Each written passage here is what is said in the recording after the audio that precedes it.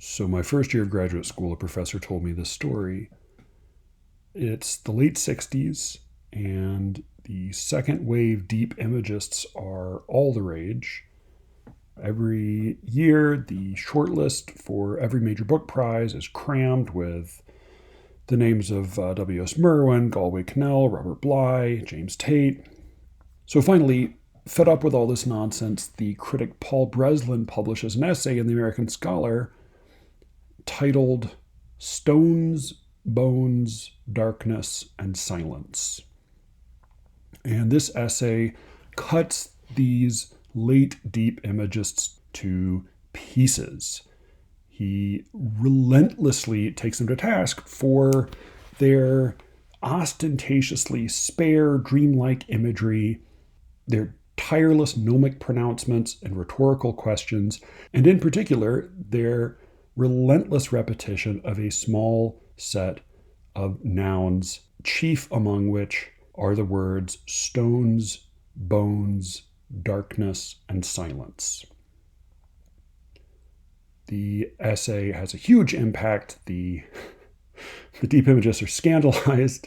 They rapidly become the laughingstock of the poetry world, and they all retreat to their respective Jungian caves until the very next year, when Mark Strand, who was prominently featured and ridiculed in Breslin's essay, publishes a new collection of poems entitled Darker, in which he doesn't back down an inch, but thoroughly indulges all of the vices that Breslin named, and to glorious effect. The book is celebrated, Breslin is humbled, and the deep imagists are redeemed.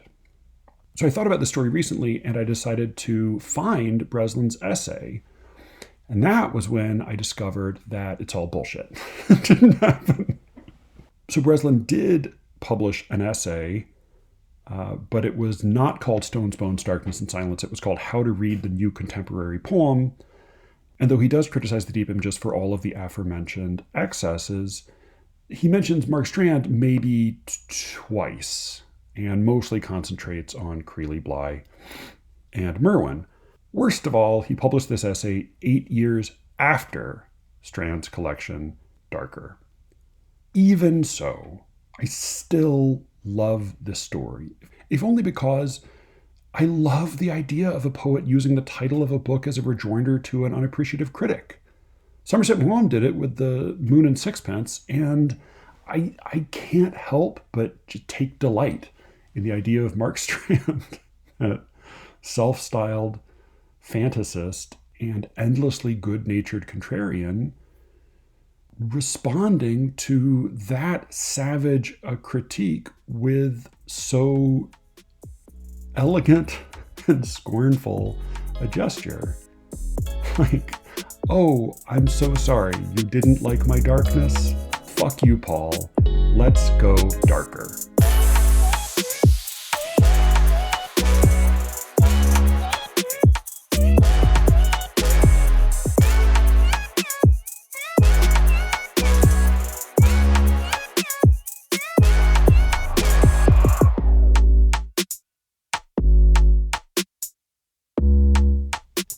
I'm Matthew Buckley Smith, and you're listening to Slee Ricketts.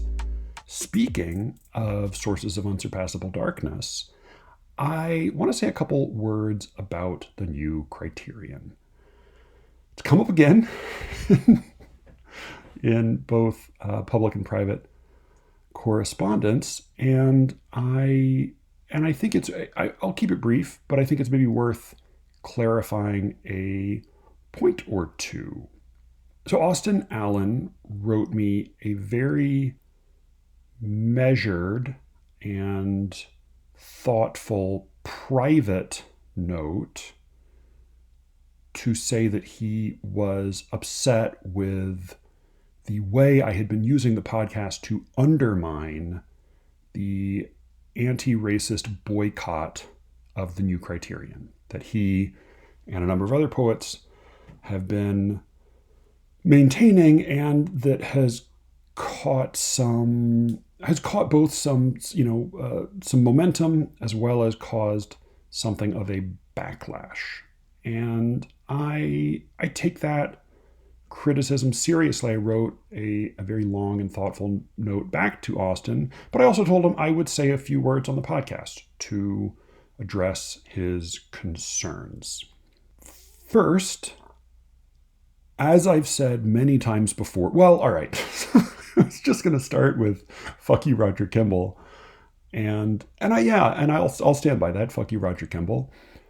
But it occurred to me that I should probably follow my own advice and not do what I think most, even brilliant critical thinkers, let alone dumb podcasters like me, tend to do when they get a little bit of wind in their rhetorical sails, which is make the unhappy shift from description to prescription and start wagging their fingers and telling everybody what to do. So I'm not going to do that. I'm neither going to try to tell you what to do, nor am I going to try to convince you that I'm a good person, because I don't think I could tell you what to do. I don't think I know what to do, nor that you would listen to me if I did tell you.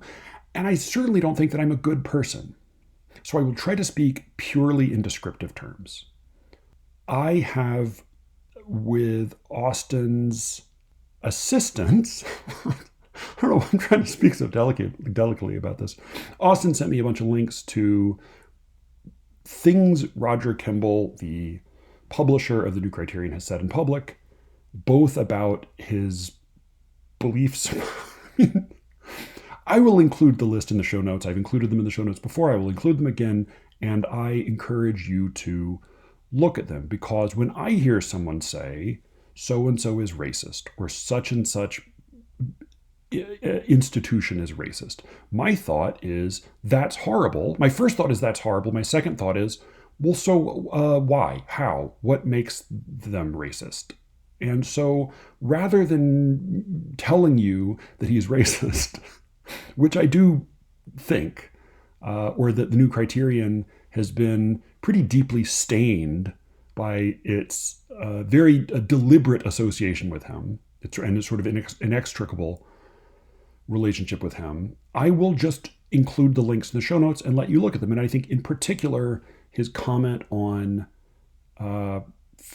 what's his name? I don't even want to look up the guy's name. The guy who does Dilbert, who said something especially horrible, and then Roger Kimball responded to his saying something horrible by saying some other horrible things, not just about black people and white people and how they should treat each other, but also about the New Criterion and how he considers the New Criterion more or less an extension of his own voice in the public sphere. So I will leave those links in the show notes, and you can look at them and come to your own conclusions. But the conclusions I've come to are that he's pretty fucking racist, or, I'm not all that interested in trying to guess at what's in people's hearts. I'll just say he said a lot of very racist things. And I'll say this too. Austin says there's an ongoing boycott, and that I've undermined it by praising some things that the New Criterion has published. And I've also undermined it by questioning whether or not people who publish there should be run out of polite society or written off by those who disapprove of Roger Kimball and the New Criterion. I can't claim to know what larger social or moral effects anything I say in this podcast might have. I don't think they have much of any, to be honest. But I'll say this: I am, insofar as there is a boycott of the New Criterion, that is, poets abstaining from submitting there, not sending them work. I'm participating. I don't send them work anymore. And I would recommend to friends who asked me for advice that they not send there. Now, here's what Austin is really not going to like. I don't think that this constitutes a boycott. I'm not sending them work. I'm not going to send them work. And yes, it's because Roger Kimball has said horrible racist things, but I don't think that's a boycott. In order for it to be a boycott, it would have to be hurting them, right? A boycott is when you don't patronize a restaurant and that restaurant suffers as a result, or a company or a whatever. I don't think not sending poems to the New Criterion is hurting them. For one thing, they never asked for my poems. Not ever once did they ask for my poems. And even when I used to submit there, they never took any of my poems. They never showed any interest in my poems. And so for me to say, well, I'm going to withhold my poems from them is not going to make them care one way or the other. So I just don't think it's really accurate to call that a boycott. Furthermore, regardless of whether or not I think not submitting there is a good thing to do, and I'm not especially convinced by my own piety. The reason I would most recommend to a poetry writing friend who asked for my advice, the reason I would most recommend that he not submit there is that the stink of the New Criterion would get on him, and it's not worth the trouble.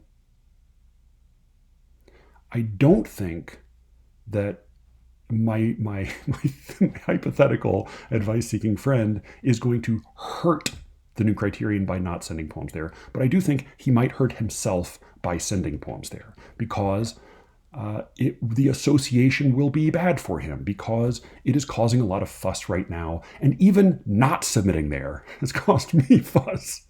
So that's why I think that's what I think it's really doing when you don't submit to the New Criterion. I think it is mostly keeping the stink off you.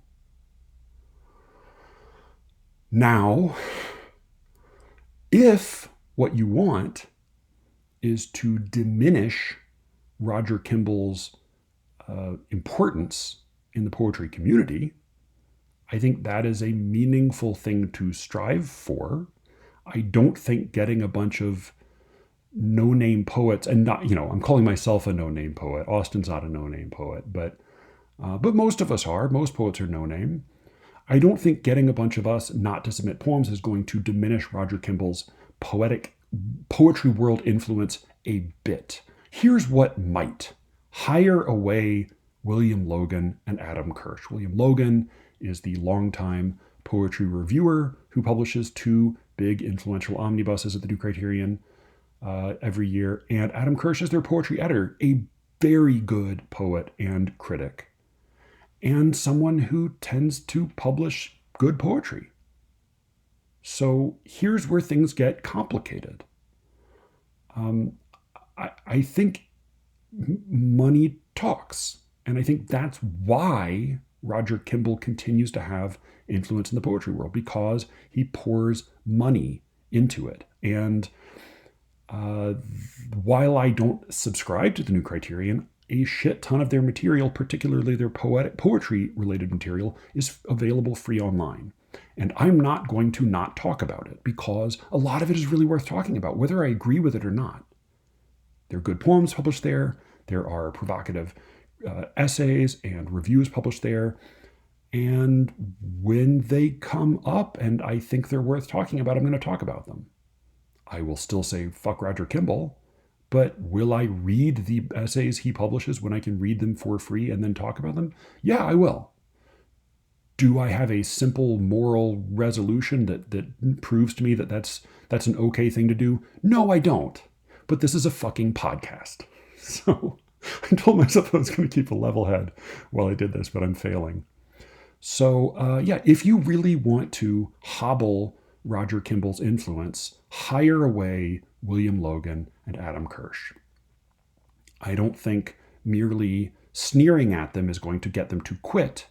And they have pretty good gigs going for them there. And so if you really want them to leave, if you really want to suck the wind out of Roger Kimball's sails, hire William Logan and Adam Kirsch away.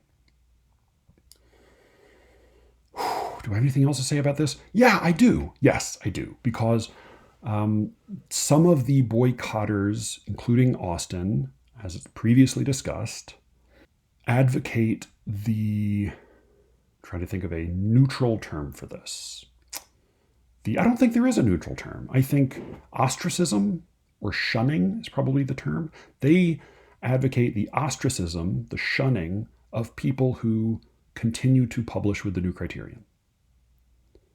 I don't. That's not to say that I wouldn't avoid the company of anybody who's ever published with the New Criterion. That's not to say that publishing with the New Criterion means you get to be my friend. No. But am I going to write someone off simply for publishing with the New Criterion? No, I'm not. I'm just not. That's not enough. It's just not. I'm so allergic to the logic of guilt by association. It fucking makes my skin crawl. So that's a place where Austin and I have an honest disagreement. And if, for example, congratulating Peter Vertasnik, who's a very good poet, whose work I discovered in a slush pile, I read in a slush pile and liked, and who won the New Criterion's prize recently, if congratulating him on his book and telling him that, and saying, I'm looking forward to reading it because I am, because he's sending me a copy because because of this world famous podcast that has made me the thousandaire that I am. If that means that I'm undermining the boycott, I don't know what to tell you, man. I'm not sending poems there. I am, in that sense, I'm participating in the boycott, and I respect those who make different decisions than I do. Both participants in the boycott and others. I respect you if you make a different decision than I do.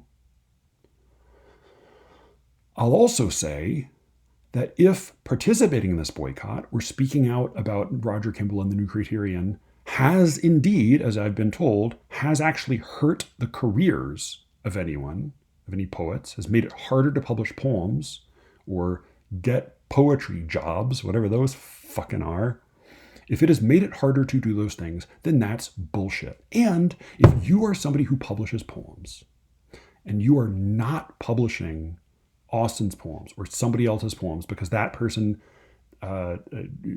decries the evils of the New Criterion, then you're a fucking idiot, because Austin is a really good poet.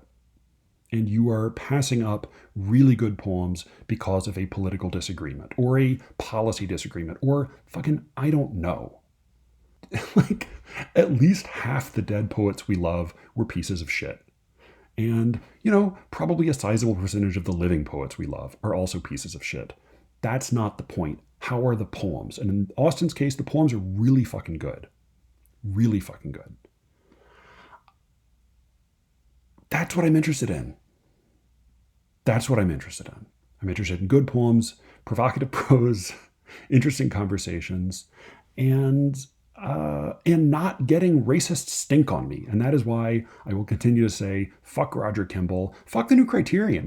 They publish some really great stuff, but he has tainted them, probably irreparably, at least until, such time as he leaves, which is pretty much unforeseeable. I'm not going to send there, not because I think that's going to hurt them, but because I think I don't want to hurt myself by submitting there. And if you want my advice, which you have not asked for, I'll say I'd steer clear of them because at the moment it is a bog of eternal stench, and I would rather that stench not get on you. Is that it? I think that's it. Yeah. Publish Peter Vertasnik. Publish Austin Allen, whose new poetry manuscript is fucking fantastic. Congratulations to everybody who's won prizes there. Brian Berger won a prize there a few years ago, sent me his book, also very good. And I think he's since washed his hands of them. And good for him. I don't know. You published a book. It's pretty fucking hard to publish a book of poems. It's even harder to publish a good book of poems. I don't know if that's true. I think it's probably equally hard to publish a good or a bad book of poems. But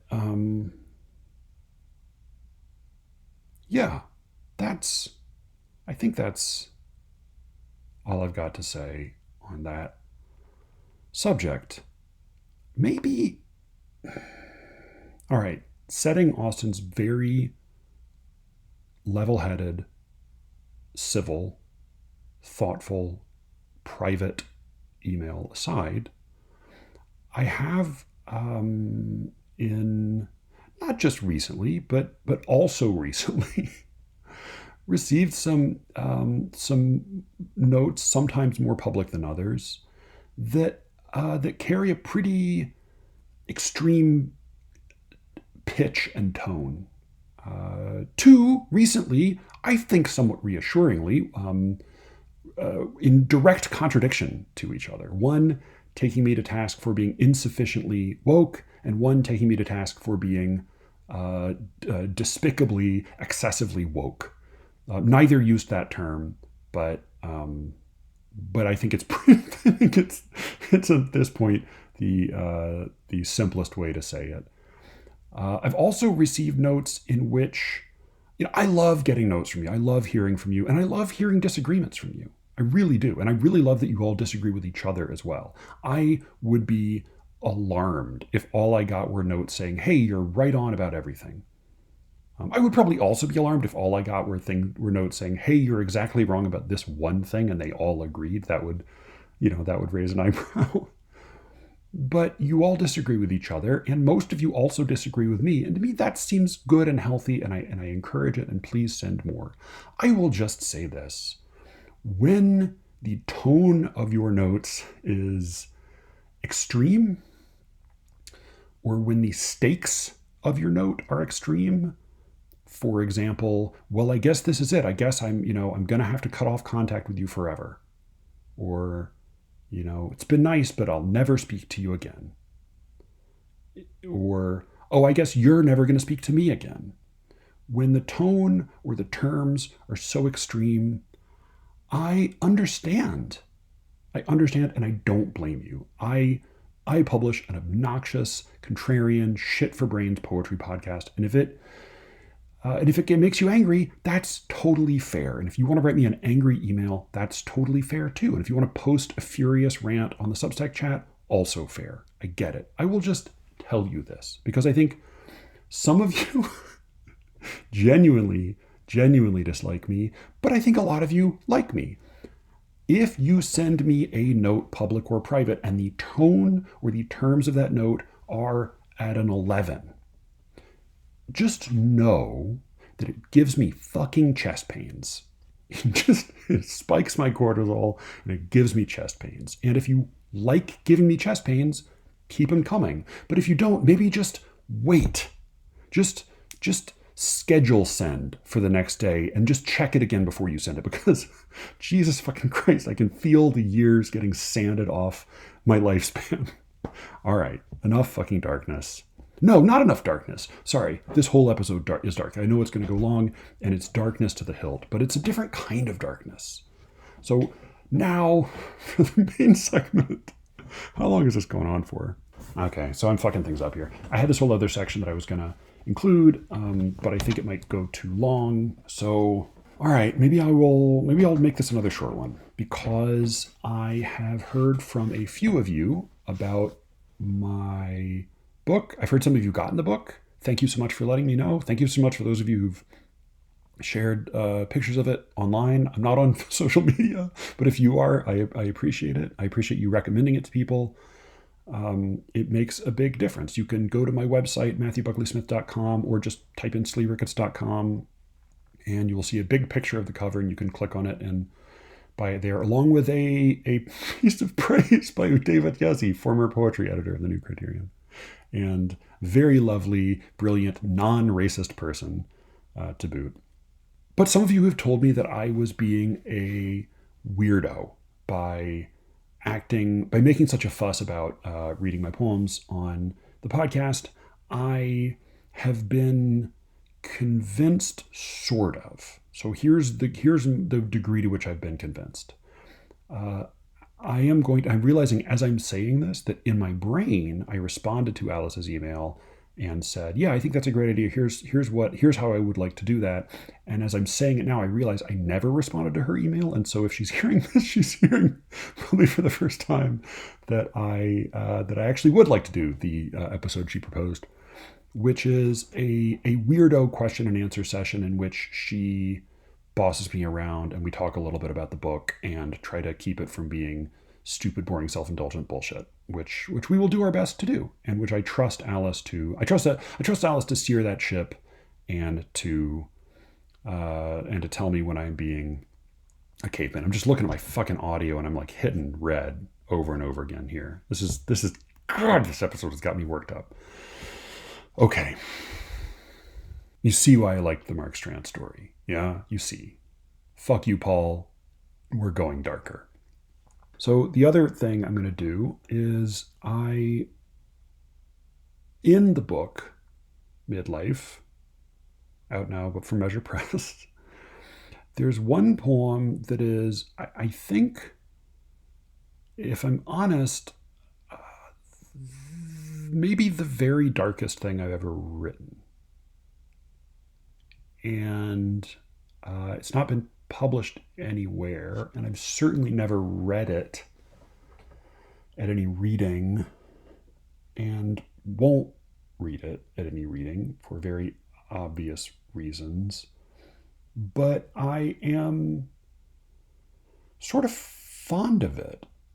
I did a thing I don't usually do. Joanna does this all the time, where she will read a news story, and it won't even be the most horrible thing in the news. There'll be plenty of other much worse things in the news, but she'll read some awful news story about some horrible thing happening, and she will just get it stuck in her head like a brain worm, and she won't be able to get it out, and it'll just keep turning and turning and screwing its way deeper into her soul, and just stay there for days on end. And this happened to me a few years ago. There was a news story I read, and there were certainly worse things, bigger things, more catastrophic things, more widespread things that happened in the news that week. But this, I couldn't get it out of my head. And I tried to write a poem about it. And I failed several times over, and then I finally wrote this. And I'm pretty happy with it, but it is both a little long and dark. I hope I'm not either overhyping it or underselling it when I say that. I'm not going to offer commentary on it, but I will, for the sake of those of you who, like me, have a hard time following a poem when it is read aloud one time, which is all I'm going to read this one aloud for, I will just say this about what you're about to hear. In Act 4, Scene 3 of Shakespeare's tragedy Macbeth, there is an exchange between a man named Ross and a man named Macduff. Macduff is a rival of Macbeth's. He is the man who ultimately kills Macbeth, and Ross comes to bring him some bad news. Ross says, "I have words that would be howled out in the desert air where hearing should not latch them." To which Macduff responds, "What concern they? The general cause, or is it a fee grief due to some single breast? Do they need to pay the man price for some certain person?" I don't know if that's what he means, but I kind of assume it is. The weregild, man price for one death. Ross says, "No mind that's honest, but in it shares some woe, though the main part pertains to you alone," which is a pretty bad answer. And I think it's a well-said answer. It's a pretty blood-chilling answer. Any honest mind couldn't hear it without sharing woe, but it's mostly about you. Macduff says, "If it be mine, keep it not from me. Quickly let me have it." Ross says, "Let not your ears despise..." He can't say it yet. He needs some reassurance. He says, "Let not your ears despise my tongue forever, which shall possess them with the heaviest sound that ever yet they heard." Macduff says, I guess at it. Because as soon as he hears it's the heaviest sound that ever yet they heard, he knows. He knows what he's about to be told. Ross says, "Your castle is surprised. Your wife and babes savagely slaughtered, to relate the manner were on the quarry of these murdered deer, to add the death of you. He sacked your castle, killed your wife and your children, and if I told you how he did it, it would kill you on the spot. Macduff knew this was what he was going to hear, but he can't believe it. He makes Ross repeat it. He says, my children too? My wife killed too? And Ross repeatedly has to say what it was that happened. And finally, Macduff, still in disbelief, says these lines and produces a memorable phrase that we tend to apply in less dire circumstances than these. He says, all my pretty ones, did you say all? Oh, hell kite. A kite is a bird of prey that would swing down from the sky and sweep up smaller birds in its talons and carry them off to eat. He says, all my pretty ones, did you say all? Oh, hell kite, all? What, all my pretty chickens and their dam at one fell swoop? All my pretty chickens and their dam at one fell swoop. Fell meaning wicked, and that swoop of the kite, the bird of prey, coming down to pick up everything that was precious to him. All my pretty chickens and their dam, the dam being their mother. At one fell swoop. So, this poem, it's a couple pages long, and it is spoken by a man, and he's on a date. He's on a blind date with you. And you are just meeting him now. So that is what you're going to hear. And I cannot imagine circumstances in which I would ever read this poem again. But I thought I would read it to you and then call this episode quits. Brian made fun of me for the Sopranos cut to black ending, as he put it, of the last episode. And I fear after this one, I might have to do that again, though I don't know. Maybe some upbeat trap music is what the doctor ordered after all. This is called The-Fell-Swoop. I guess you've probably Googled me by now. You should. These days a girl can't be too careful. Tonight, though, you're in luck. I'm very nice. That's what the neighbors say. Or most of them, in certain articles you would have seen. A shock, a tragedy, the nicest man. I'll start over just because I always need to start over. If when I'm hearing a poem, it always helps me to get at least the texture of the language in my ear and then start over. So I'll start over and then I'll read it through, because I don't think this one really tolerates any further commentary from me. The-Fell-Swoop. I guess you've probably Googled me by now. You should. These days, a girl can't be too careful. Tonight, though, you're in luck. I'm very nice. That's what the neighbors say. Or most of them. In certain articles you would have seen. A shock, a tragedy, the nicest man.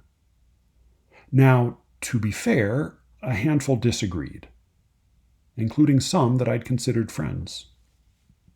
They snatched the chance to speculate in public, translating body language, trading memes, and peddling their unlikely explanations of what I did, of what they think I am. But let me ask you what I've asked myself. How many of those amateur detectives can say they ever truly loved their families the way I loved my own? I wish you'd caught the TV interview I gave last spring when I addressed the kidnapper directly. You cannot grasp the nature of my love. The footage is on YouTube, so I'm told. The other week it topped 1 million views. Still, in the end, it hardly made a difference. No phone call came. No ransom note arrived. No jogger happened on a heap of corpses. And even that night, early in the search, as I stood fast and faced the rolling cameras to read the written statement of my love, I sensed it, that my wife and our fine boys were all already gone, and that no words would ever call them home to me again. Are you all right? You've hardly touched your food. Please eat. I'll order us another bottle. Now, what were we discussing? Yes, the past. Someone as young as you can't understand, not really, what it means to have regrets. But by the time you're my age, you'll have learned that certain choices can't be taken back, and that eventually we all endure two lives. The life we greet each day on waking, and then the life we wake to in our dreams. I used to dream that, had I been on time for that last round of callbacks in 2003, had I turned down the steady retail job and said yes to the unpaid internship in that experimental Midtown playhouse, and left the following fall for New York City, and not for Maryland's third best school of law. Or had I simply married someone else, or nobody at all, and had no kids.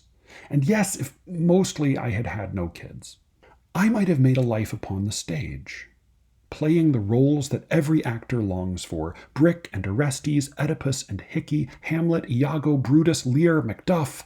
That kind of life, a dream life free of dreams, it seems beyond the limits of the body, a feat you couldn't possibly achieve. Until the day you open up the Times and, just like that, atop the culture section, some kid grins up at you double-fisting Tonys who used to snap the ball to you in school. I'm sorry, I've been rambling. You're too young, happily, much too young, to understand the pain of watching other people live a life that by all rights should be your own. But standing in the studio that night, speaking the speech about my poor dead family whose deaths had not, still haven't, been confirmed, I caught my own reflection in the lens. A handsome man. A man not yet too old to sell his house and rent a small apartment, take acting lessons, build a resume, lose weight, buy Rogaine, sleep with 20-somethings, and be the man he always meant to be. I saw this new life taking shape before me as I appealed for mercy to the man whom I had so consistently described to county, state, and federal detectives, a man who surely has his own regrets. Now, there is a thought to put an end to sleep. Well, I'll be damned. We've made it to dessert. This place, trust me, you really can't go wrong. I've tried it all, and nothing disappoints. The frosted figs, the caramel meringue, the rhubarb tart, the salted creme brulee. If anything, you'll want to try it all. So take a breath. Look over every choice, and if, somehow, you don't like what you get, remember that it's not too late to change. You know the secret to a happy life? It's not too late. It never is too late.